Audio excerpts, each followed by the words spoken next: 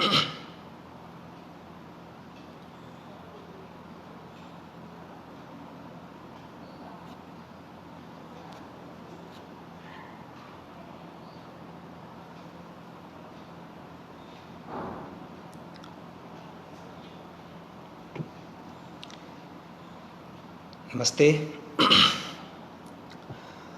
गुजरात केंद्रीय विश्वविद्यालय के इस हिंदी विभाग के इस फेसबुक लाइव व्याख्यानमाला में मैं रमाकांत राय इटावा से आप लोगों के बीच। हाँ, नमस्ते गौरव जी। सांप्रदायिकता और हिंदी उपन्यास इस विषय पर आपसे बात करने के लिए यहाँ उपस्थित हूँ।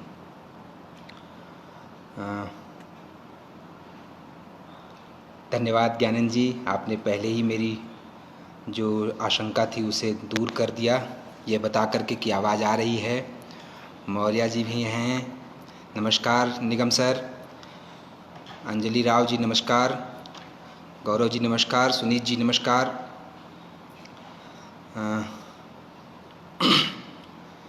तो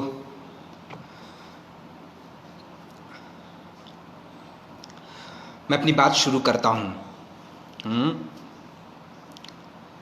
पहले तो मैं सुनीत जी और ज्ञानंद जी को इस बात के लिए बहुत धन्यवाद दूंगा कि उन्होंने इस लॉकडाउन जैसे कठिन समय में इस तरह का एक रचनात्मक अभियान शुरू किया है।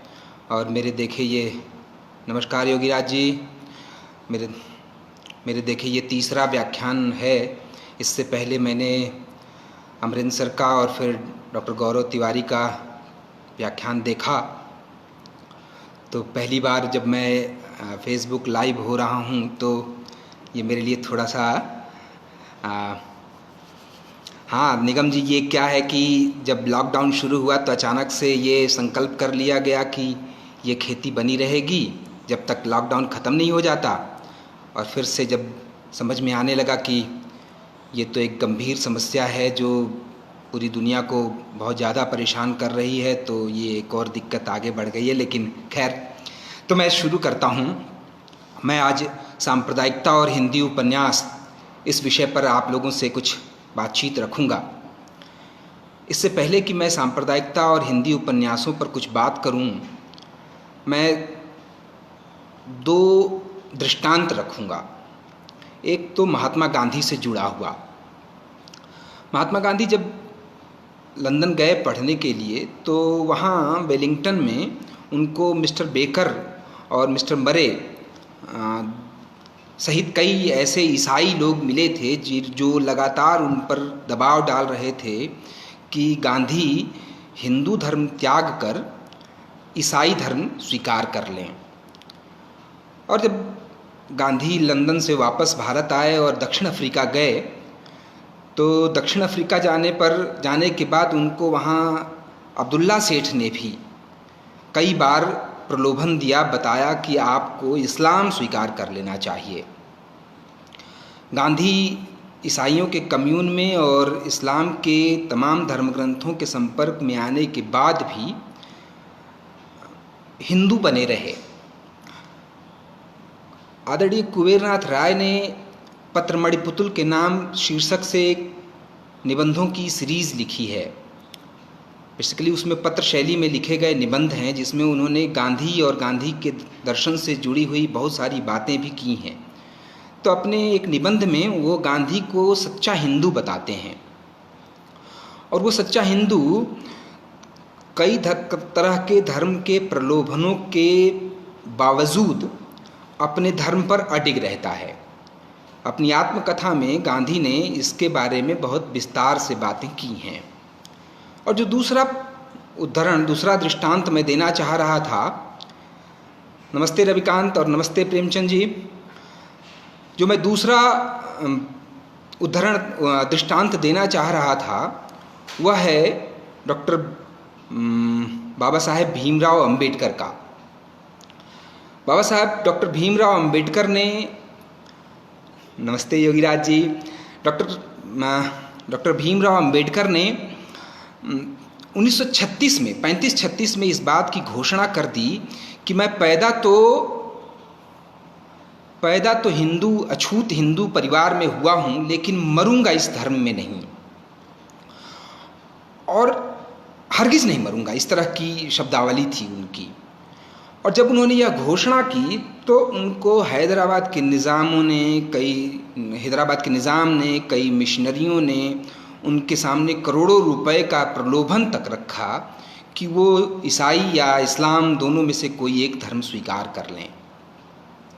बहुत विचार करने के बाद और लंबा समय व्यतीत हो जाने के बाद, लगभग 20 वर्ष के बाद, डॉक्टर भीमराव अंबेडकर ने धर्म परिवर्तन किया और आप जानते हैं कि उन्होंने बौद्ध धर्म चुना, ईसाई नहीं, इस्लाम नहीं। मैंने ये दो बातें इसलिए की कि मैं आपको बता सकूं कि भारत जैसे पृष्ठभूमि के, भारत जैसे देश में जहाँ सर्वधर्म समभाव जैसी भावना या कई तरह के धर्मों के, कई तरह के समुदायों के लोग रहते हैं, इस देश में यहाँ के निवासियों को अपने अपने मतों में, अपने अपने संप्रदाय में दीक्षित करने के लिए, ले जाने के लिए ईसाई मिशनरी और इस्लामिक लोग बहुत हद तक प्रयास किया करते थे। ये उदाहरण मैंने इसलिए दिया कि दुनिया के जो दो बड़े धर्म हैं, ईसाई और इस्लाम, वो दोनों ही धर्म ये न किन प्रकारेण कई बार यह कोशिश करते रहते हैं कि हमारे समर्थकों की, हमारे मतानुयायियों की संख्या बढ़ती रहे। और जिस बात को मैं यहाँ रखने जा रहा हूँ उसका इससे सीधा संबंध है। ये एक बड़ी चीज़ है, बड़ी भावना भी है कि सांप्रदायिकता जैसी चीज़ें क्यों हम लोगों के समाज में हैं।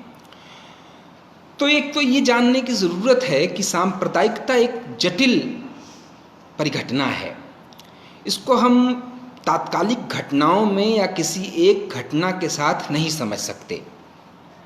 इसको समझने के लिए हम लोगों को कुछ ऐतिहासिक, कुछ राजनीतिक, कुछ सांस्कृतिक और कुछ तात्कालिक घटनाओं को बहुत अच्छे से समझना पड़ता है। हम यूं ही नहीं कह देंगे कि ये कोई घटना हो गई और इसी घटना ने सांप्रदायिक दंगों का या सांप्रदायिकता की शुरुआत कर दी। बेसिकली इस चीज़ को समझने से पहले हम लोगों को कुछ और चीज़ें समझ लेनी चाहिए। एक तो ये कि संप्रदाय क्या है, संप्रदाय से क्या मतलब है। भारतीय संदर्भ में हम लोग संप्रदाय का मतलब विभिन्न धर्मों के अनुयायियों से लेते हैं। हिंदू, मुसलमान, सिख, ईसाई, जैन, पारसी, बौद्ध, तमाम तरह के धर्मों को मानने वाले लोग। लेकिन जो संप्रदाय का अर्थ है वह है एक फिरका, एक बंधा बंधाया रास्ता, एक ऐसा सुचिंतित मार्ग जिस पर बहुत सारे कम्युनिटी के, समुदाय के लोग चलते हैं। यानी एक समुदाय जहाँ बन जाए वहाँ हम कह सकते हैं कि ये संप्रदाय निर्मित हो गया। तो जो भारतीय संविधान में एक तरह से जो बात रखी गई, जो उसका प्रियम्बल बना, तो उसमें भी आप देखेंगे कि धर्म निरपेक्ष नहीं है, वह है पंथ निरपेक्ष। विपुल जी, स्वागत है आपका। तो पंथ निरपेक्ष है उसमें, और जो पंथ निरपेक्ष है वह भी, पंथ भी संप्रदाय का पर्याय है। तो जब हम संप्रदाय कह रहे होते हैं तो कह रहे होते हैं कि कुछ लोगों का एक समूह जो सुचिंतित तरीके से अपनी दिनचर्या करता है, अपने जीवन गुजारता है, या एक स्थान विशेष में या एक जगह विशेष में रह रहा होता है, तो उसे हम संप्रदाय कह सकते हैं। तो इसलिए भारतीय परिप्रेक्ष्य में जो एक चीज़ होती है कि हम लोग मान लेते हैं कि धर्म से जुड़ा हुआ ही सांप्रदायिक मामला होगा, तो वो सिर्फ मामला नहीं है। अभी आप एक चीज़ देख सकते हैं कि हम लोगों ने जो हिंदू मुसलमान करके जो सांप्रदायिकता समझने की कोशिश की है, तो भारत में हिंदू और सिखों के 1984 का सिख नरसंहार इसका बहुत बड़ा उदाहरण है। हिंदू और सिखों के का दंगा, दिल्ली में दंगा, मैं फिर से कह रहा हूँ, मैं बार बार उसका नरसंहार कह के ही प्रयोग करता हूँ, तो वह नरसंहार हुआ और वह भी सांप्रदायिकता का एक उदाहरण है। अभी बीते 2-3 वर्ष पूर्व एक भीमा कोरेगांव में भी इस तरह की घटना हुई। ये 10-15 साल पहले बहुत सारे गाँव में इस तरह, गाँव से इस तरह की सूचनाएं, समाचार आ रहे थे कि दलितों पर, सवर्णों के या दूसरे जाति के लोगों पर, अमीरों का गरीबों पर, या इस तरह के जैसे कई एक कम्युनिटीज़ वाले मामले, इसको समझिए कि जहाँ कई तरह के लोग एक ही तरह के फेनोमेनान के साथ, एक ही तरह की अवधारणा के साथ मौजूद रहते हैं, तो वो एक तरह का संप्रदाय या फिरका बन जाता है। तो जब हम सांप्रदायिक कह रहे होते हैं तो सांप्रदायिक कहने में ये भी एक चीज़ होती है कि अगर मैं जातिवादी तरीके से, या अगर मैं किसी धार्मिक तरीके से या वर्गीय तरीके से भी अगर किसी को गोलबंद करता हूँ, किसी को एक जगह इकट्ठा करता हूँ, भाषाई तरीके से भी, अगर भाषिक रूप से भी, आर्थिक रूप से भी, बहुत सारे वर्गों में एक चीज़ चली आई, पूंजीपति और निर्धन का, हैव्स और हैव्स नॉट का, जिनके पास है और जिनके पास नहीं है, इन लोगों के बीच का। तो ये जो चीज़ चल के आई, तो इसने संप्रदाय को बड़ा मजबूत किया। हम देखते हैं कि बहुत सारे जो ग्रुप्स हैं, ग्रुप भी एक तरह का संप्रदाय ही है। बस सांप्रदायिकता वहाँ होती है जहाँ एक ग्रुप के हित, एक समुदाय के हित दूसरे समुदाय के हितों के साथ टकराते हैं। अगर ये टकराए नहीं तो सांप्रदायिकता नहीं बनेगी। अब ये टकराना क्यों है? हित क्या है? किस लिए टकराएंगे? इसको ऐसे समझिए कि अगर कहीं नौकरी के लिए आवेदन कोई करना चाह रहा है और 10 पद हैं, आवेदकों की संख्या 200 है, तो उसमें बहुत सारे लोग इस तरह के कम्युनिटी वाले भावना से जुड़े हुए होंगे। वो ये सोचेंगे कि इसमें मैं अगर नहीं जा रहा हूँ तो मेरे समुदाय का कोई व्यक्ति वहाँ उपस्थित रहे, ताकि उससे हम इस तरह के मामलों में अपना फेवर ले सकें। तो जहाँ इस तरह की चीज़ें होंगी वहाँ सांप्रदायिकता होती है। लेकिन जब हम सांप्रदायिकता की बात भारतीय परिप्रेक्ष्य में कर रहे होते हैं तो हम सीधे सीधे एक बात कह रहे होते हैं कि सांप्रदायिकता जब दो समुदायों के बीच में कोई झगड़े का कारण बन जाए, उनके हित टकराने वाले कारण बन जाएं, हमको भी वही चीज़ चाहिए जो उन्हें उनके पास है, और हमको ये लगने लगे कि अगर वो नहीं होते तो हमको वह चीज़ मिल जाती। तो जब ये भावना हमारे मन में आने लगे तो समझिए कि एक तरह से सांप्रदायिकता का उदय हमारे बीच में हो रहा है। विद्वानों ने तो कहा कि सांप्रदायिकता में जरूरी है कि हिंसा हो। तो हिंसा कैसी? हिंसा का आम तौर पे हम लोग अर्थ निकालते हैं कि हिंसा मतलब किसी को मार दिया, लेकिन रविंद्रनाथ ठाकुर तो कहते हैं कि हिंसा मनसा वाचा और कर्मणा। अगर मैं किसी को गाली भी दे रहा हूँ या किसी के प्रति बुरा बर्ताव कर रहा हूँ, बुरी बात कह रहा हूँ, तो वह भी एक तरह की हिंसा है। और रविंद्रनाथ ठाकुर इन तीनों तरह की हिंसा के खिलाफ थे। तो हिंसा कैसे? सिर्फ किसी की गर्दन काट देना या किसी के घर जला देना या किसी को मार देना हिंसा पर नहीं है। हिंसा हमारी जो सेंटिमेंट्स हैं, हमारी भावनाएं हैं, इन भावनाओं को धक्का पहुंचाना, इन भावनाओं को चोटिल करना भी हिंसा के तहत गिना जाएगा। तो ये मैं सांप्रदायिकता के बारे में एक चीज़ आपसे कह रहा था। एक और जो मैंने बात कही, ये कई संवर्गों की बात करने के बाद मैं एक और चीज़ बताता हूँ। आमतौर पे ये अध्ययन में आया, और मैंने खुद जब अध्ययन किया तो यह देखा गया कि यह जो सांप्रदायिकता है ये आधुनिक परिघटना है। मध्यकाल में इस तरह की घटनाएं, इस तरह के सोचने की चीज़ें नहीं मिलती थीं। क्यों नहीं मिलती थीं? क्या उस समय समुदाय नहीं होते थे? क्या समुदायों के हित प्रभावित नहीं होते थे? नहीं होते थे। ग्रामीण अर्थव्यवस्था में, सामंती व्यवस्था में, या जो भी ग्रामीण संरचना की जो व्यवस्था थी, उस व्यवस्था में इस तरह की चीज़ें होती थीं कि लोग अपने अपने धर्म में, अपने अपने कर्म में, अपने अपने पेशे में निरत रहते थे और उनको किसी दूसरे से उस तरह की प्रतिस्पर्धा नहीं होती थी जिस तरह की प्रतिस्पर्धा इस पूंजीवादी व्यवस्था में हुई और लोकतांत्रिक व्यवस्था जब आई तो उसमें हुई। जब अंग्रेज भारत आए और उन्होंने जब भारत पर अपना आधिपत्य बना लिया, तो आधिपत्य बनाने के क्रम में उनको बहुत सारे ऐसे नए लोगों की आवश्यकता पड़ी जो भारत के लोगों के बीच में उनके जो नियम कानून और कायदे कानून थे उनको इम्प्लीमेंट कर सकें। तो इस क्रम में उन्होंने भिन्न भिन्न लोगों की नौकरियां देनी, भिन्न भिन्न लोगों को नौकरियां देनी शुरू की। अब जब नौकरियां देनी शुरू की तो बहुत सारे लोगों को ये एक अच्छा साधन दिखा नौकरी वाला, जिसमें आपको आमतौर पर जो अपना जो परंपरागत पेशा था वह परंपरागत पेशा छोड़ करके और कुछ दूसरे लोगों पर धौंस जमाते हुए, दूसरे लोगों पर अधिकार जमाते हुए या एक अपने मन चाहे काम को करते हुए आपके पास मौका था कि आप अपने शानदार जीवन शैली को प्राप्त कर सकें।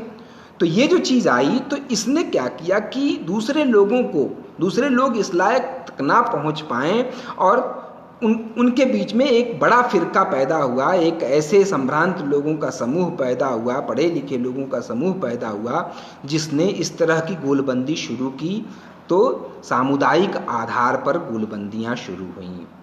अंग्रेज़ों को इस मामले में बड़ा मज़ा भी आया क्योंकि उनकी जो नीति थी फूट डालो और राज करो की, तो फूट डालो और राज करो की नीति में उनको इससे अच्छा भी लग रहा था कि इससे वो देश के दो बड़े समुदायों को एक छोटे से मुद्दे पर बांटने में सफल हो गए हैं। और ये उनके लिए सफलता की चीज़ थी जब उन्होंने देखा कि हम हिंदुओं को गाय की चर्बी लगे हुए कारतूस से और मुसलमानों को सूअर की चर्बी लगे हुए कारतूस से बरगला सकते हैं, भड़का सकते हैं, इन दोनों के बीच में वैमनस्यता पैदा करने के तमाम वो कर सकते हैं। तो उन्होंने ये काम करना शुरू किया। तो इस तरह से इस बात को सब लोग मानते हैं कि जो ये व्यवस्था है सांप्रदायिकता वाली, जो संप्रदायों के बीच में विभेद है, इस खाई को, इस दोनों समुदायों के बीच में जो अंतर है उस अंतर को चौड़ा करने का काम अंग्रेज़ों ने किया। जिसको मैं शुरू में कह के आया था कि हम जब संप्रदाय की बात कर रहे होते हैं तो भारत में संप्रदाय का मतलब होता है कि हिंदू और मुसलमानों के बीच के अंतर को।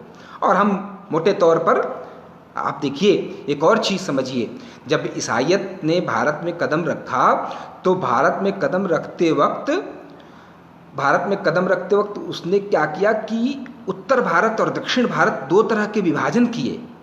और इस दो तरह के विभाजन में उसने उत्तर भारत के लिए तो लॉर्ड मैकॉले को रखा और उसको कहा कि वो मिशनरियों के माध्यम से और तमाम ऐसे पढ़ने लिखने और ऑफिसेस के माध्यम से अपनी व्यवस्था बनाए। उसने दक्षिण भारत में कॉल्डवेल नाम के एक पादरी को रखा। कॉल्डवेल का काम था कि वह दक्षिण भारत में ईसाई मिशनरियों का प्रयोग करे और वहाँ एक नए तरह का विभाजन भारत के बीच में रखे कि हम उत्तर भारत वाले आर्य हैं, नीचे वाले जो द्रविड़ हैं वो अनार्य हैं, और आर्य और अनार्य का एक नया कम्यून, नया समुदाय उन्होंने खड़ा किया। और आप जानते हैं कि देश जब आज़ाद हुआ तो भाषाई सवाल पर, तमाम ऐसे मुद्दों पर ये आर्य और अनार्य वाला जो द्वंद्व था, यह द्वंद्व भी कारगर सिद्ध हुआ उनके लिए। तो आप सोचें कि जब ईसाईयत भारत में आई तो वो तो एक मिशनरी जो कार्यक्रम के तहत वो अपने धर्म का प्रचार प्रसार तो कर ही रहे थे, दूसरे वो इस कोशिश में भी लगे हुए थे कि हम लोगों को यानी भारतीयों को इनको कई तरह के फिरकों में, कई तरह के गोल में बांट दिया जाए। और इसमें वो काफ़ी हद तक सफल भी हुए। जब उनको देश को छोड़ करके जाने का अवसर आया तो उन्होंने देश का विभाजन भी करवा दिया धार्मिक आधार पर। और धार्मिक आधार पर विभाजन करवाते वक्त यह भी उसमें लगा के गए। हम लोग तो चर्चा कर रहे थे कि मांग ऐसी थी और अंग्रेज बहादुर इस बात पर भी तैयार हो गया था कि बांग्लादेश से पाकिस्तान के बीच में, बांग्लादेश और पाकिस्तान के बीच में भारत के बीचों बीच एक कॉरिडोर बनाया जाएगा जो अलीगढ़ होते हुए जोड़ते हुए बांग्लादेश को जाके जोड़ेगा। तो इस तरह का भी बंटवारा करने की उनकी पूरी कोशिश थी। उन्होंने राजे रजवाड़ों को जिस तरह की स्वायत्तता दी, उस स्वायत्तता ने भी इस तरह का काम किया। तो जो विषबेल, जो जहर की लता अंग्रेज भारत में लगा के गए थे, आज ये चीज़ बहुत तेज़ी से फल फूल रही है और जिसका हम आए दिन देखते रहते हैं कि क्या दुष्परिणाम हो रहा है। मैं एक 1990 में जब 1990-91 में जब भारत में उदारीकरण की व्यवस्था हुई तो उस उदारीकरण की व्यवस्था के बाद सांप्रदायिकता को एक नए नज़रिए से भी देखता हूँ। 1991 के बाद जब उदारीकरण की व्यवस्था हुई तो उदारीकरण की व्यवस्था ने बहुत सारी चीज़ों को एलोबरेट कर दिया। उसने क्या किया कि नए तरह के गोल बनाने शुरू किए और जो पूंजीपतियों और अन्य लोगों के बीच में एक नए तरीके का आना शुरू हुआ संदर्भ, जिसमें ये बात आई कि अलग अलग अस्मिताएं भी उभार पर आने लगीं। तो आप देखिए कि जो हम लोगों के साहित्य में कई तरह के अस्मितावादी जो विमर्श हैं, वह विमर्श भी इसी कालावधि के बाद अपने शुरुआती दौर में दिखाई पड़ने शुरू होते हैं। तो हालांकि उससे एक चीज़ तो ये हुई कि बहुत सारा जो हिंदू मुसलमान का मामला था वह मामला उतना गंभीर नहीं हुआ। अगर यह उदारीकरण की व्यवस्था लागू ना होती तो मैं अनुमान करता हूँ कि भारत में अभी हिंदू मुसलमान के जो बीच जो खाई है वह खाई और भी चौड़ी और भी गहरी होती। लेकिन उदारीकरण ने इस चीज़ को थोड़ा सा रोकने में मदद ली है, लेकिन हाँ उसने भी दूसरी नई चीज़ें पैदा की हैं और वह दूसरी नई चीज़ें हैं जो भिन्न भिन्न जातियों में, भिन्न भिन्न समुदायों में आप ये चीज़ बहुत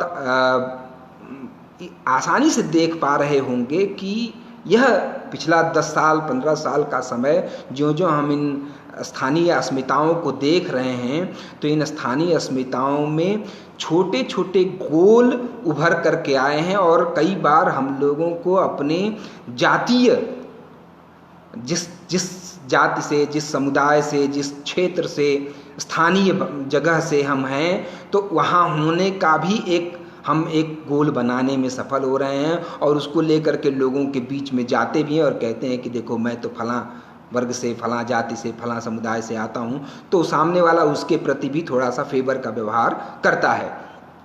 खैर, तो जब सांप्रदायिकता के मामले में मैं एक बड़ा प्रस्थान बिंदु ये 1991 में जो उदारीकरण की व्यवस्था आई तो उसे भी मैं मानता हूँ और जिसकी मैं चर्चा आने वाले समय में, आने वाले अगले कुछ बातचीत के क्रम में करूँगा। एक चीज़ हम लोगों को ये बात ज़रूर समझ लेनी चाहिए कि जिस चीज़ की मैं बात कर रहा था बुनियादी रूप से, उस बुनियादी रूप में सांप्रदायिकता के मामले में जो भी इसका विस्तारक होता है, फैलाने वाला होता है, वह हमेशा कोई पहुंचा हुआ बड़ा आदमी ही होगा। या तो वह आर्थिक रूप से समृद्ध हो या जिसके पीछे बहुत सारे लोगों की एक फौज हो, सेना हो, नेता, उसके पीछे तो बहुत सारे फॉलोअर्स हैं, तो वो लोग ये काम करते हैं। तो जिन लोगों ने उसके बारे में कहा है कि सांप्रदायिक हिंसा क्या है कि वो धर्मांधों द्वारा भड़काई जाती है, असामाजिक तत्वों द्वारा प्रेरित की जाती है, राजनीतिक सक्रियतावादियों द्वारा समर्थित होती है, निहित स्वार्थ वाले व्यक्तियों द्वारा तथा प्रकाशकों की निष्क्रियता से फैलती है।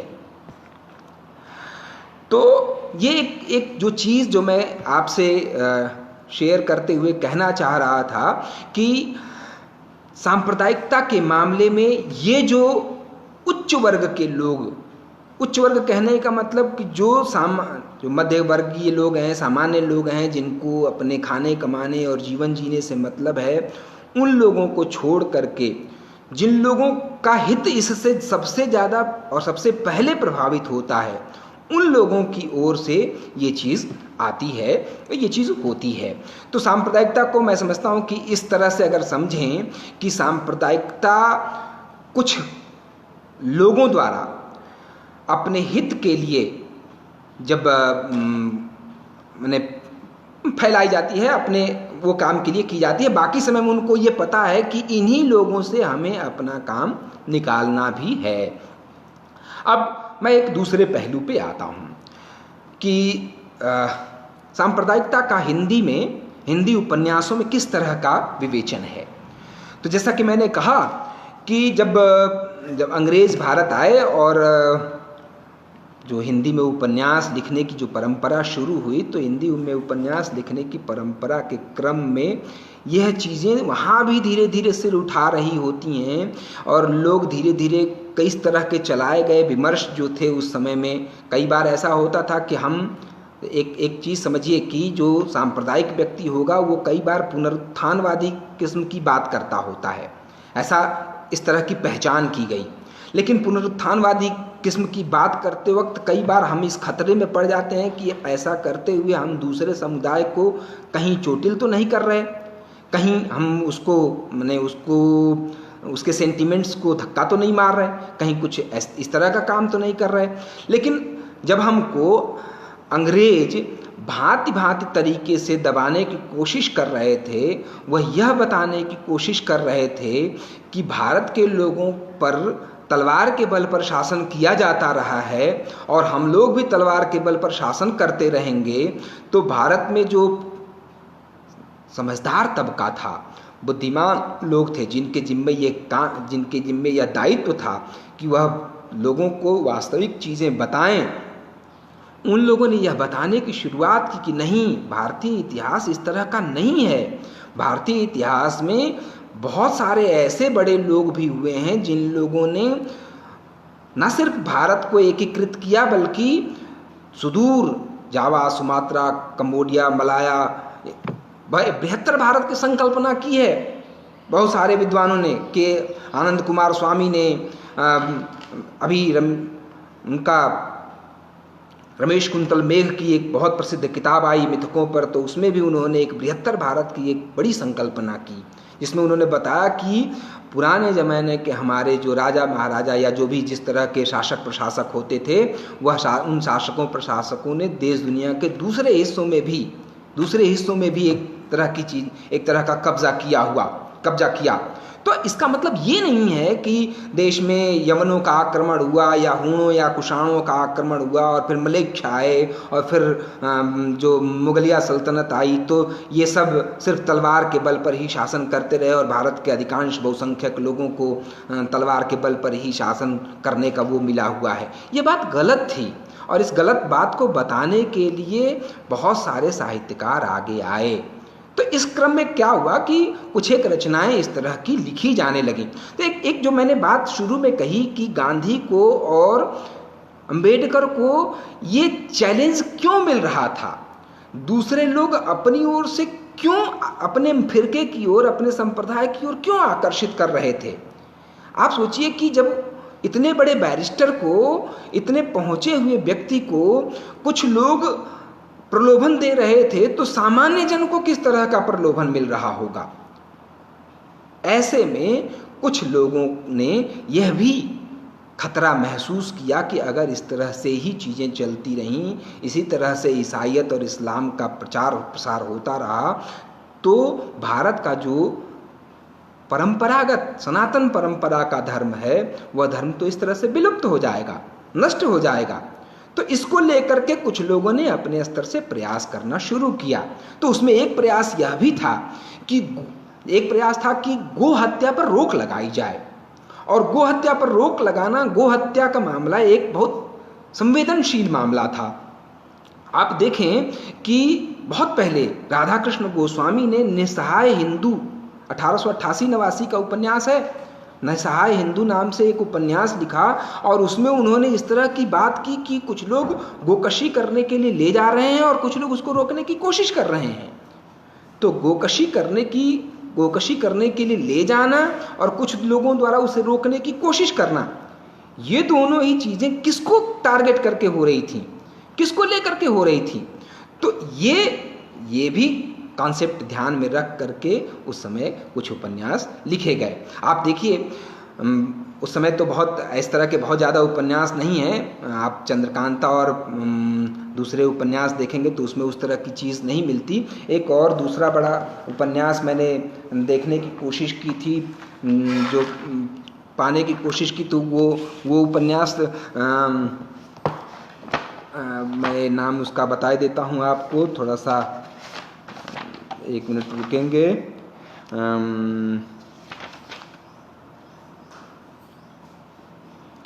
उस उपन्यास का नाम है, द्विवेदी युग में वो उपन्यास आया था,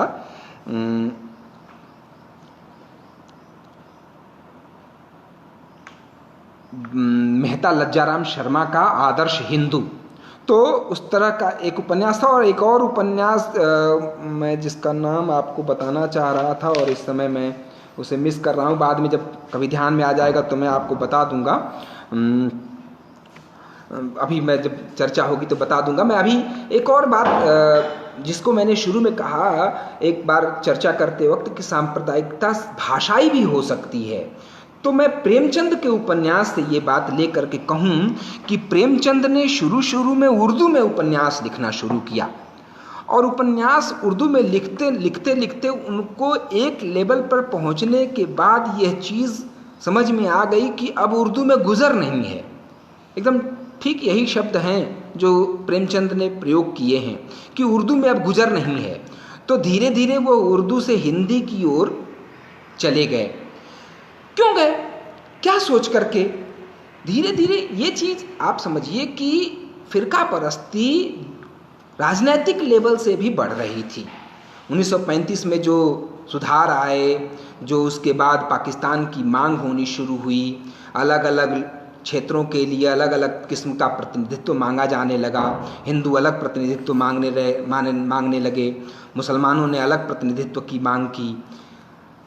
बाबा साहेब भीमराव अंबेडकर तो एक अलग देश ही की मांग करने के लिए उद्धत हो रहे थे और उनको रोका जा रहा था। यानी कहने का मतलब यह है कि अंग्रेजों को ज्यों लग रहा था कि भारत में स्वाधीनता के लिए आवाज़ ऊंची होती जा रही है, त्यों वह इस फिरका परस्ती को और बढ़ावा देने की कोशिश कर रहे थे और इसके लिए तमाम तरह के गोलमेज सम्मेलन और तमाम तरह के वो षड्यंत्र करने में सफल भी हो जा रहे थे। उसी षड्यंत्र का परिणाम है कि हमारा देश 2 खंडों में विभक्त हो गया और बाद में फिर 3 खंडों में विभक्त हो गया। तो एक चीज़ जो मैंने कही कि प्रेमचंद इस चीज़ को लेकर के परेशान थे कि उर्दू में गुजर नहीं है। जो भाषा पहले कोई भी धर्म का व्यक्ति इस्तेमाल कर सकता था। मैंने अपने बचपन में जौक और मीर और गालिब के बहुत सारे अशार, बहुत सारे शेर अपने बाबा के मुंह से सुने और बाबा मेरे 8वीं तक पढ़े हुए थे और उनको जो शिक्षा का माध्यम मिला हुआ था वो सबसे अधिक उर्दू ही मिला हुआ था। तो एक ज़माना था कि उर्दू जब कचहरियों की भाषा बना दी गई तो नौकरियां पाने के लिए तमाम तरह के जो ऑफिसेस की भाषा हो गई, तो तमाम तरह के जॉब्स इस भाषा को जाने बिना मिलना संभव नहीं था। और आप जानते हैं कि जब वो मैकॉले आया तो मैकॉले ने क्या किया कि भारत में अंग्रेजी भाषा के प्रचार प्रसार के लिए और संस्कृत और उर्दू भाषा के प्रचार प्रसार को रोकने के लिए तमाम तरह के रूल्स रेगुलेशंस चलाए। उसने एक तो मदरसों को और जो संस्कृत पाठशालाएं थीं उन संस्कृत पाठशालाओं को जो इमदाद मिलती थी वो इमदाद देना बंद कर दिया।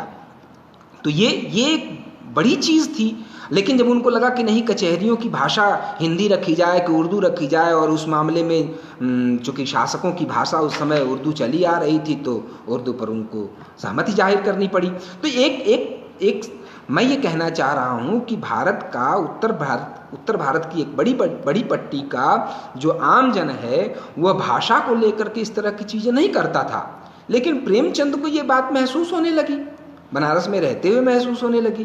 तो ये एक और समस्या थी।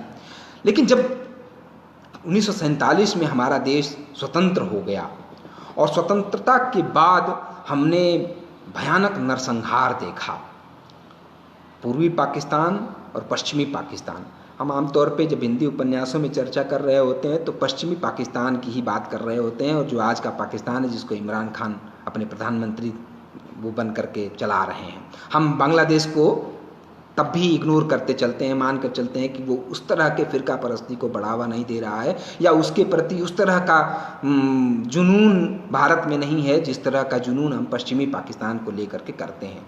क्या हुआ था, जब देश का विभाजन हुआ तो पश्चिमी पाकिस्तान से बहुत भारी संख्या में विस्थापन हुआ, और भारत से भी बहुत सारे लोग मुहाजिर बन करके पाकिस्तान गए।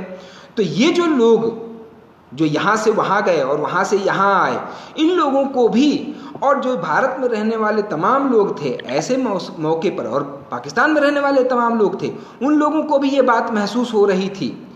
ये बात महसूस हो रही थी कि हम पवन जी आपसे चर्चा करेंगे, अभी पहले अपनी बात कर लें। तो जब ये बात हो रही थी कि जो वहाँ रहने वाले स्थानीय लोग थे, उनकी नज़र अपने बगल में रहने वाले व्यक्ति के घर पर थी, उसके घर में रहने वाली जो सुंदर सी कन्या थी उस पर थी, उसके घर की संपत्ति पर थी। भीष्म साहनी ने जब अपनी आत्मकथा लिखी है तो उसमें उन्होंने इस तरह का एक उल्लेख किया है कि बहुत सालों के बाद जब उनको अपने गांव वापस जाने का मौका मिला और अपने घर वापस जाने का मौका मिला, तो जा करके उन्होंने देखा कि उनका घर ज्यों का त्यों है, और उनको जिस थाली में खाने को मिला उस थाली पर उनके बाप दादों के नाम जो पहले गोद दिए जाते थे वो गुदे हुए मिले। यानी कि लोगों की नज़र थी। यही चीज़ भारत में भी हुई होगी। अभी इसका ने पाकिस्तान के लोगों ने ज़रूर वो किया होगा, अगर भारत से लोग यहाँ से डाइवर्ट होकर के, यहाँ से माइग्रेट होकर के वहाँ गए हैं तो। लेकिन ये एक चीज़ हम देखते हैं, आप जब बाद के कई एक उपन्यास देखेंगे तो उन उपन्यासों में इस तरह की चीज़ें बहुत तफसील से, बहुत ब्यौरेवार मिलती हैं।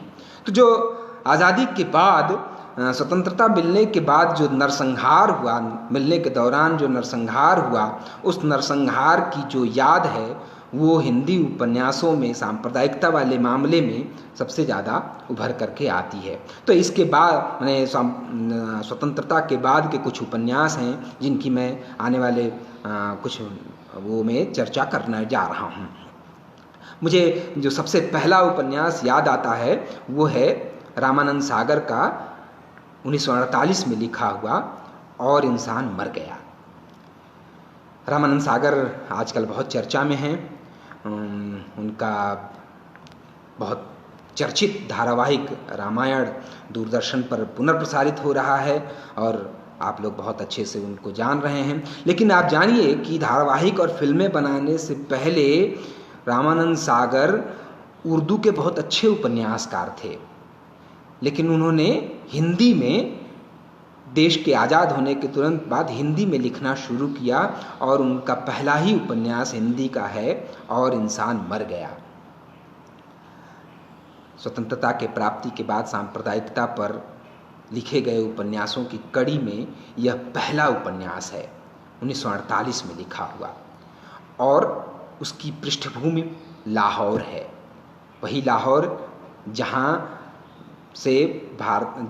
से हिंदुओं को अपना घर छोड़ करके वापस आना पड़ता है भारत।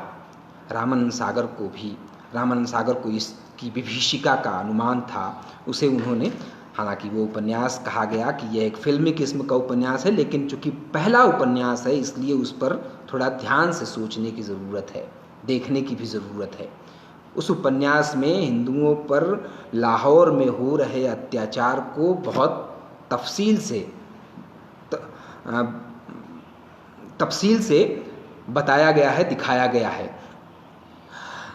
गौरव जी, वो मेरी जानकारी में हिंदी में ही था। जब मैंने उस पर काम करना शुरू किया था तो वह हिंदी में ही मुझे मिला था, और उसकी समीक्षा भी एक सज्जन ने यही कह करके की थी कि रामानंद सागर उर्दू के लिए भले पुराना हो, हिंदी में नया है।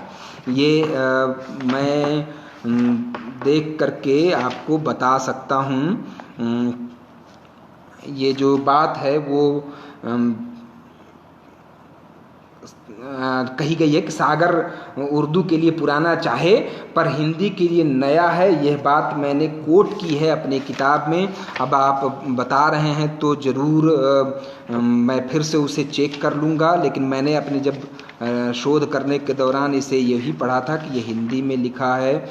और ये बात उपेंद्र नाथ अश्क ने उसकी भूमिका लिखी है, और इंसान मर गया की, और उसी भूमिका में यह बात कही है। तो हालांकि मैं फिर से उसे चेक कर लूँगा। फिर हम लोग, कोई बात ऐसी नहीं है कि कह दी गई तो वो पत्थर पे लकीर की तरह है। आपने कहा है तो ज़रूर इसे देख लेंगे। हालांकि मुझे जो प्रति मिली थी उस प्रति की भूमिका उपेंद्र नाथ अश्क ने की थी, और उसी अश्क की भूमिका में ये बात है कही हुई जो मैंने आपके सामने कोट की और बताया कि सागर उर्दू के लिए पुराना चाहे पर हिंदी के लिए नया है। यह बात उन्होंने उसकी भूमिका में लिखी है। तो हिंदी के लिए नया है कहने का मतलब यही है कि और इंसान मर गया ये उपन्यास हिंदी में था। अगर उर्दू में भी रहा हो तो मूल बात यह है कि मेरे देखे में कि वह सांप्रदायिकता पर स्वतंत्रता प्राप्ति के बाद यह सबसे प्रथम उपन्यास था। और इसके बाद जो दूसरा उपन्यास है जिसका उल्लेख अभी अभी निगम जी ने कर लिया, झूठा सच उपन्यास 1958 में आया, और वो एक विशाल का बृहदाकाय बड़ा उपन्यास है। उस उपन्यास के 2 भाग हैं, वतन और देश, और देश का भविष्य। उसमें भी कहानी लाहौर के भोला पांधे की गली से शुरू होती है, और वहाँ भी जो लोग हैं वो लोग हिंदुओं और मुसलमानों के घर अगल बगल हैं, लेकिन लोगों की नज़र एक दूसरे के घरों पर है। और देश आज़ाद होता है, विभाजन होता है, विभाजन के बाद माइग्रेशन शुरू हो जाता है। माइग्रेशन जो लोग ना भी चाहते थे उन लोगों को ज़बरदस्ती करवाया गया, और उस ज़बरदस्ती कराने में आप देखते हैं कि कुछ एक इस तरह के विस्थापन होते हैं जिन विस्थापनों को हम उस उपन्यास को पढ़ के ही बस अनुमान कर सकते हैं। वो इतना हृदय विदारक है, इतना रोंगटे खड़ा कर देने वाला है कि मैं उसके बारे में बात करते वक्त थोड़ा सा असहज हो जाता हूँ। उस उपन्यास में एक और महत्वपूर्ण बात है। डॉक्टर हरदयाल करके एक पात्र है। वो हरदयाल इस बात को कहता है कि मामला अगर हिंदू मुसलमान ना होता तो अछूत इसकी एक समस्या बन जाते। तो अछूत एक समस्या बन जाते, ये एक दूसरी बड़ी चीज़ है। अगर आप सोचिए कि भारत के लिए मामला हिंदू मुसलमान है, लेकिन इराक के लिए क्या है, जहाँ शिया हैं, जहाँ कुर्द हैं, जहाँ सुन्नी लड़ रहे हैं, जहाँ दूसरे लड़ाके एक दूसरे समुदाय से लड़ते हैं, मुसलमान से ही लड़ रहा है। यूरोप के मामले क्या है, जहाँ जो कैथोलिक है वो प्रोटेस्टेंट से लड़ता है। अलग अलग समुदाय हैं उन लोगों के। तो इस उपन्यास में झूठा सच में भी डॉक्टर हरदयाल करके एक पात्र है, वह पात्र भी यह बात उठाता है। वो कहता है कि समस्या तो कोई ना कोई बनता, क्योंकि जो समस्या की जड़ है वो सांप्रदायिकता वाली, वो हैव्स और हैव्स नॉट के बीच जो खाई है, जो दरार है, वो दरार पैदा की हुई है। वो हम लोगों के बीच में समझाया गया है कि देखो वो वर्ग का आदमी या उस समुदाय का आदमी, उस फिरके का आदमी तुम्हारा हक मार रहा है। अगर वो ना होता तो ये जो संसाधन है, इन संसाधनों पर हम लोगों का अधिकार होता। और यही यही चीज़ यह भावना पैदा करती है। तो जो झूठा सच आया, तो झूठा सच की चर्चा मैं एक दूसरे दृष्टिकोण से भी करना चाहता हूँ। उसमें दो लड़कियां हैं, तारा और बंती। उसमें बंती तो एक ऐसी लड़की है जिसको ले जाया जाता है, उसका बलात्कार होता है और बलात्कार होने के बाद वो घर से भागती है और भाग करके वापस अपने घर जब पहुंचती है तो घर पहुंचने के बाद उसे अपने घर के चौखट के अंदर घुसने भी नहीं दिया जाता।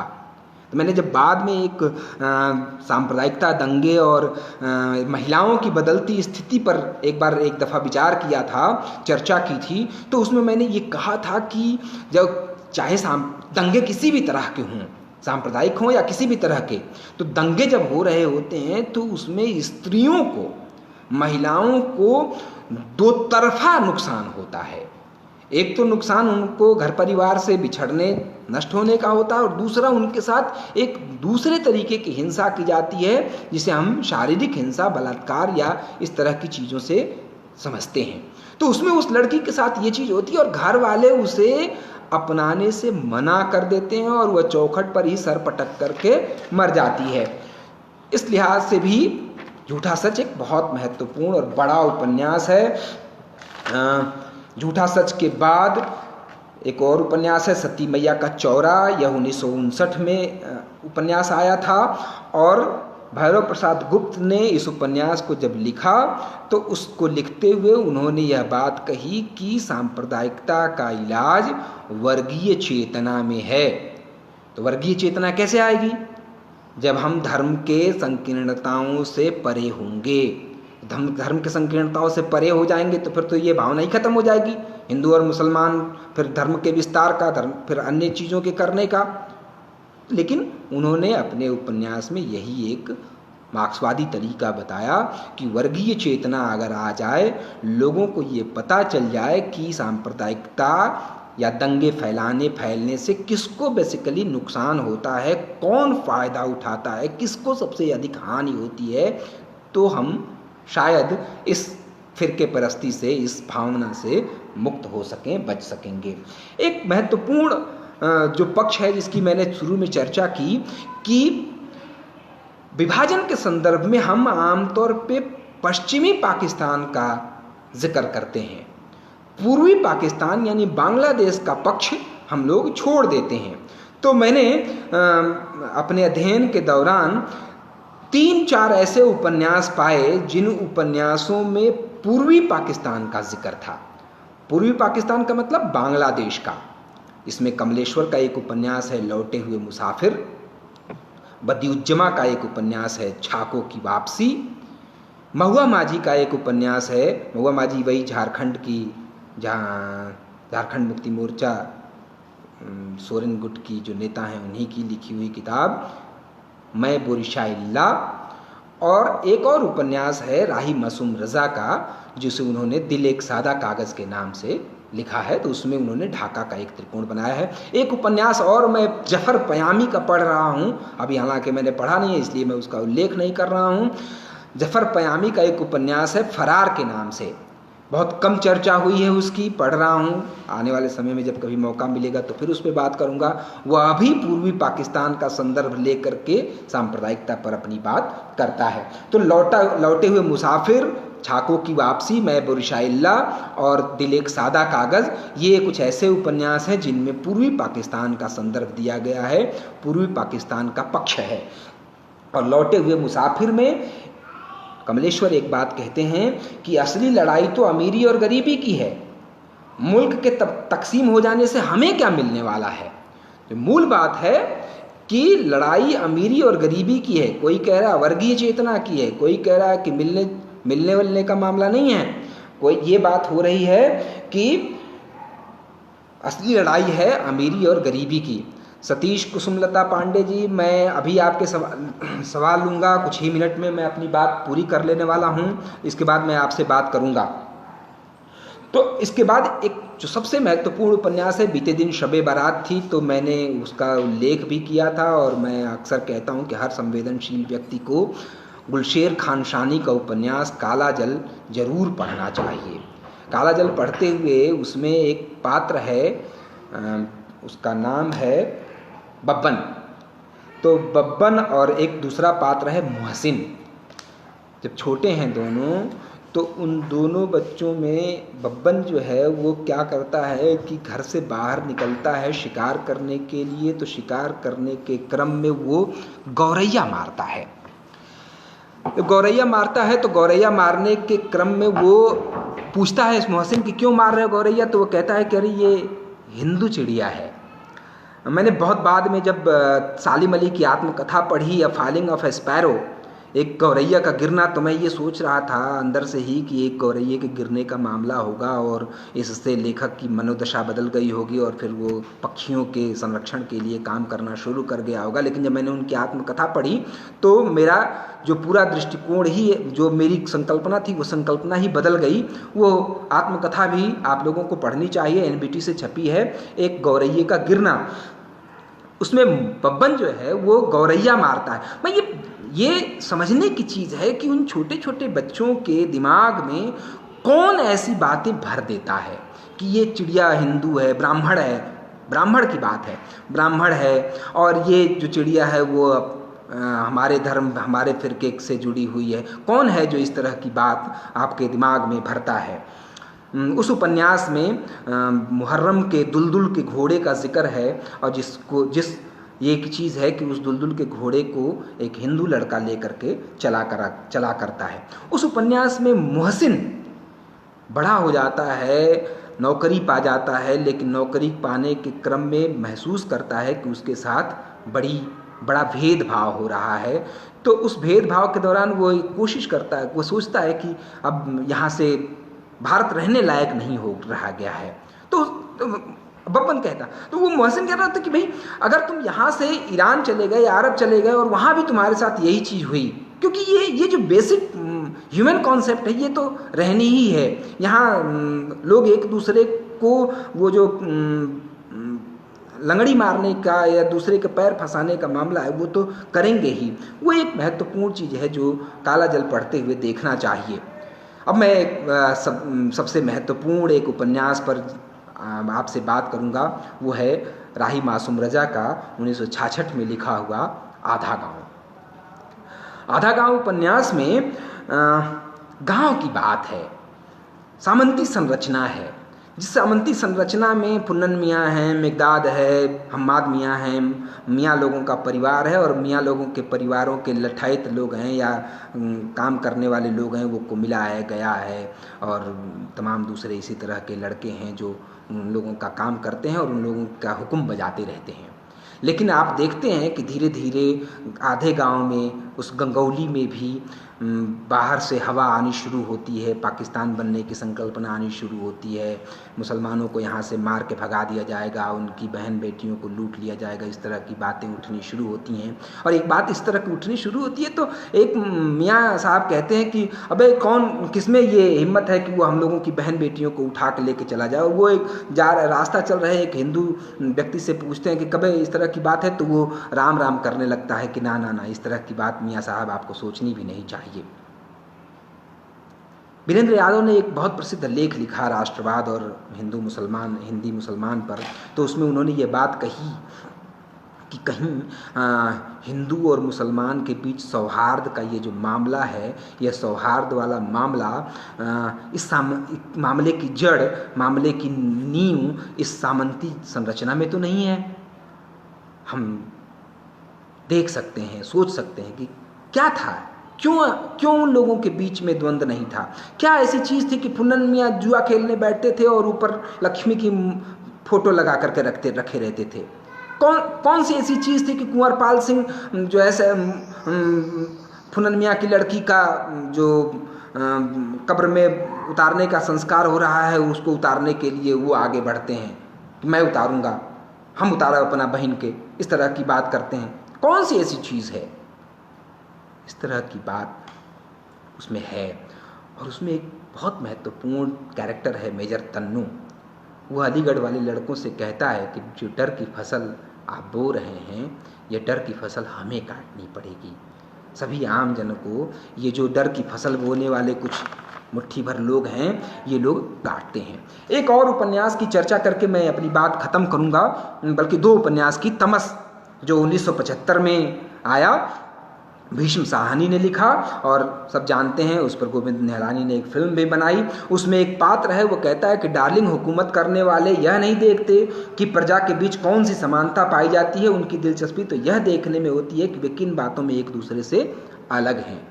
और तमस में आप देखते हैं कि किस तरह से 5 ही दिन में दंगा, एक सुअर काट करके फेंकना है, गाय काट करके फेंकना है, और इस तरह की चीज़ चलती। एक और उपन्यास अब्दुल बिस्मिल्लाह का बहुत महत्वपूर्ण है, झीनी झीनी बीनी चदरिया, बनारस के बुनकरों पर केंद्रित है।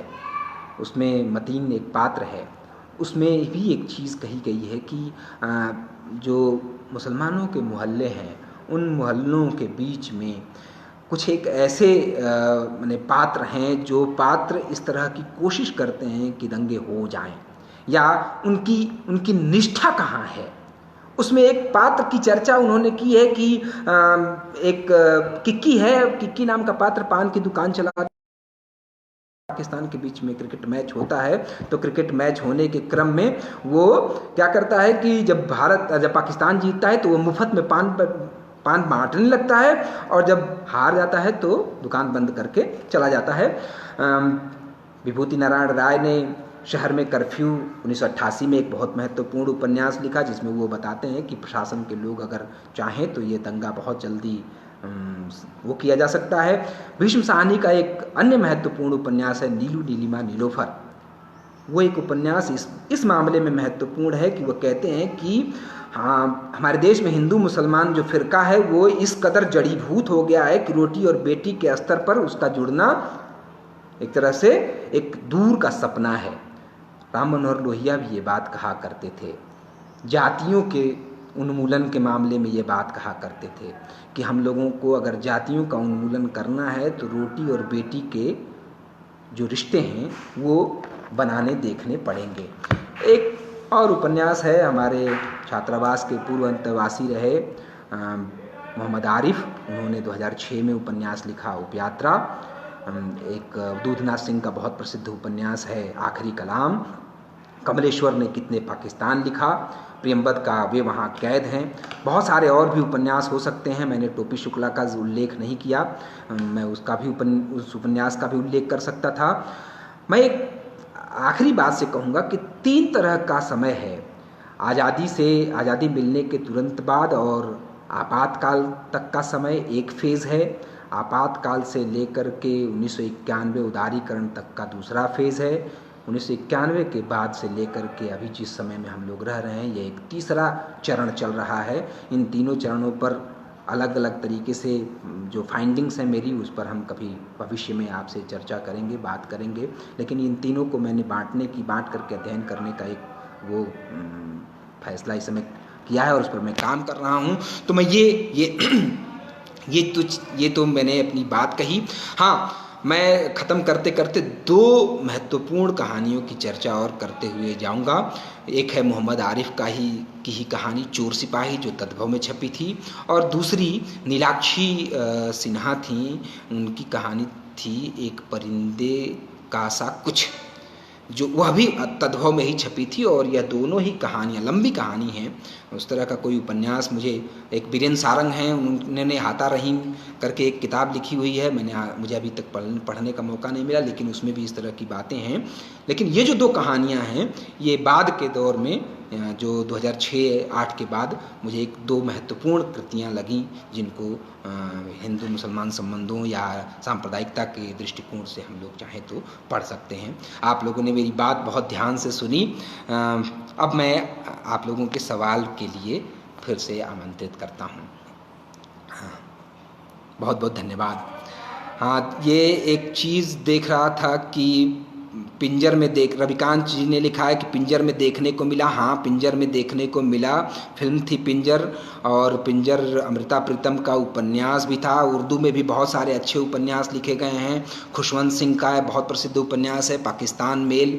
जब अभी बीते दिन हम लोगों को अमृतसर जाने का मौका मिला तो हम लोग उस चीज़ को सोचने की कोशिश कर रहे थे कि किस तरह से ये चीज़ हुई होगी। पिंजर भी बहुत प्रसिद्ध उपन्यास है। कुर्रतुल ऐन हैदर का भी एक बहुत प्रसिद्ध उपन्यास उपन्यास है आग का दरिया, लेकिन वो सब उर्दू में हैं, वो मेरे अध्ययन से अभी मैंने इस चर्चा में नहीं थे शामिल। योगीराज ने लिखा है, योगीराज जी ने लिखा है कि हाँ ये और इंसान मर गया रामानंद सागर का बहुत प्रसिद्ध उपन्यास है। निगम जी ने लिखा है कि सर यशपाल के उपन्यास झूठा सच और तस्लीमा नसरीन के लज्जा, लज्जा भी बांग्ला में बेसिकली लिखा गया था। लज्जा लिखने के लिए तो तस्लीमा नसरीन को बड़े बड़े फतवे झेलने पड़े। तस्लीमा तो इस समय भी बांग्लादेश से निष्कासित चल रही हैं और भारत में अपने लिए ठिकाना खोज रही हैं, अभी मिल नहीं रहा है, एक समस्या है। राय मासूम रजा के आधा गांव पर मैंने आपसे बात की। सतीश कुसुम लता पांडे जी ने पूछा कि मेरे 2 सवाल हैं सर। संस्कृत के 4 अध्याय में एक कथन है कि सर धार्मिक द्वेष भारत में नहीं था, यह चीज़ यहाँ मुस्लिम सांप्रदायिकता की देन है, आप इसे किस रूप में देखते हैं सर? ये एक कठिन सवाल है और आपने ऐसे पूछा है कि मुस्लिम सांप्रदायिकता की देन है। ये कहना कि भारत में नहीं था ये एक दूसरी बात है। जब हम इसके पीछे एक मुझे कारण समझ में आता है कि इससे पहले जो भी विदेशी आक्रांता आए उन्होंने भारतीय परंपरा के साथ अपने को आत्मसात कर लिया। वो इस तरह से घुल मिल गए कि उनको अलगाना कठिन काम है। आज के समय में हम उसको अलगा नहीं पाएंगे।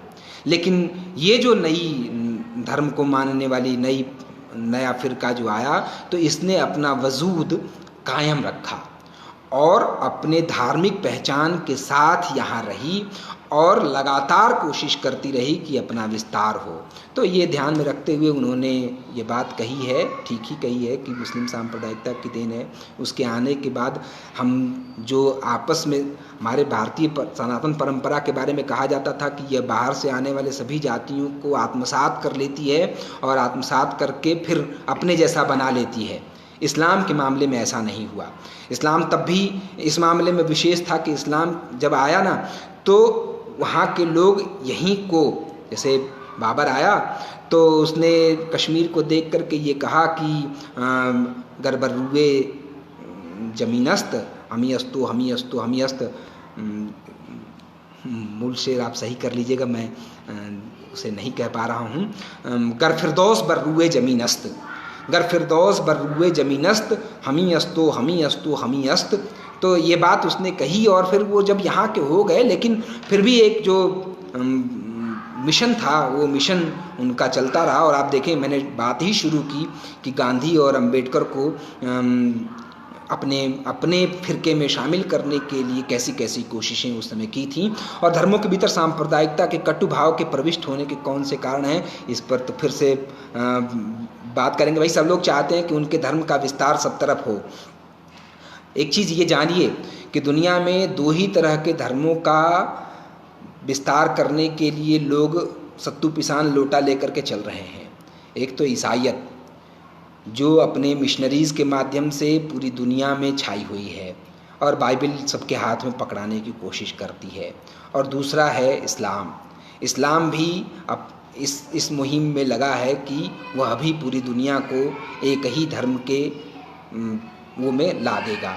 तो इस मैंने पूरी दुनिया में, सिर्फ भारत में ही नहीं, हम लोग ना ईसाई सांप्रदायिकता के बारे में अभी कुछ नहीं कर रहे होते, क्योंकि जो ये देन है सांप्रदायिकता की वो बेसिकली ईसाइयों की देन है और वो खाद पानी डाल करके और बहुत संतुष्ट रहते हैं, मज़े में रहते हैं। क्योंकि आप देखिए किसी भी शहर के सबसे क्रीम प्लेस पर, सबसे महत्वपूर्ण जगह पर शैक्षणिक संस्थान, बड़ा सा चर्च किसने बना रखा है और वो किस तरह से अपना काम कर रहे हैं। मैं तो अक्सर कई बार कहता होता हूँ कि भाई अंधविश्वास के मामले में ईसाइयों से बड़ा अंधविश्वासी कोई है ही नहीं। दूसरे इस्लाम की कुछ बातें मुझे बहुत अच्छी लगती हैं कि वो अपने जो कुछ अच्छी चीज़ों को बहुत मजबूती के साथ पकड़े रहते हैं।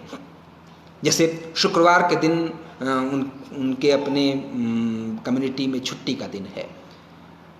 मैं तो अक्सर एक दफ़ा सवाल ये उठाया था कि रविवार का दिन छुट्टी का क्यों है। हमने जब ये बात कही तो फिर आप जानते हैं कि क्या हो गया। ये एक चीज़ है धर्मों के बीच में, इसलिए है कि सब लोग अपने अपने धर्म का प्रचार प्रसार करना चाहते हैं, इसकी वजह से ये बात है। धन्यवाद ज्ञानंद जी। आपने तारीफ़ की मेरी। पंकज सिंह सर ने कहा है कि बहुत बेबाक है, धन्यवाद आपको। योगीराज जी ने तारीफ़ की है और योगीराज जी ने कहा तीसरा चरण कुछ ज़्यादा ही जटिल है। हाँ, समय थोड़ा कम था, लेकिन मैंने तो 1 घंटे से ज़्यादा समय ले लिया है। निगम जी धन्यवाद। पवन कौशिक भाई, बलिया टिकपुट नहीं मिला होगा गाजीपुर वाला, लेकिन मैं समझता हूँ नीलाक्षी सिंह है, नीलाक्षी सिन्हा है। मैं एकदम एक परिंदे का इंतज़ार सा कुछ इस गौरव जी उस कहानी का नाम है एक परिंदे के इंतज़ार सा कुछ। अगर वो नीलाक्षी सिंह हैं या नीलाक्षी सिन्हा है, मैं सिंह और सिन्हा में थोड़ा सा कंफ्यूज कर रहा हूँ, आप देख लेंगे, नीलाक्षी सिंह ही होगा।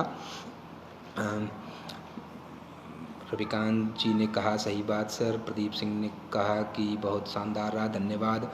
और सतीश जी ने कहा कि धन्यवाद। और किसी को कोई प्रश्न पूछना हो तो बहुत बहुत धन्यवाद। आपने इतने मन से सुना और मुझे अपनी बात रखने का मौका दिया। मैं साहित्य परिषद को फिर से धन्यवाद देता हूँ। Thank you. ठीक है।